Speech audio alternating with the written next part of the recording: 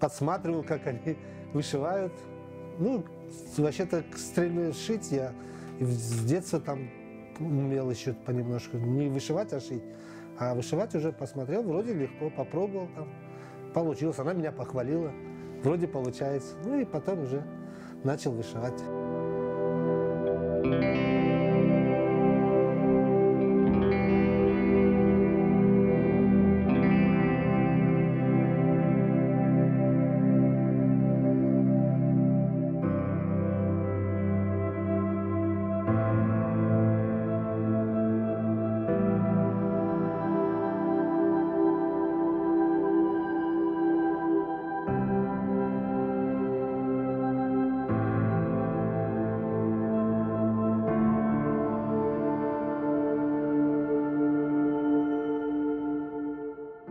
Я даже вот в Симферополе, когда работал, я себе станок разборный сделал.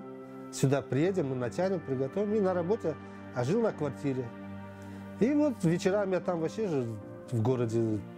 И вот сидел, вышивал, потом придем, здесь уже доделаем, оформим.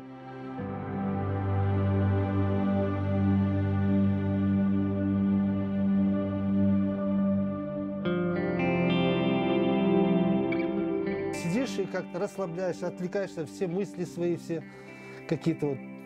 Все равно жизнь тяжелая. Сейчас уже алая шкура полегче стало. А тогда все думки, дети не женатые, кто, где, что.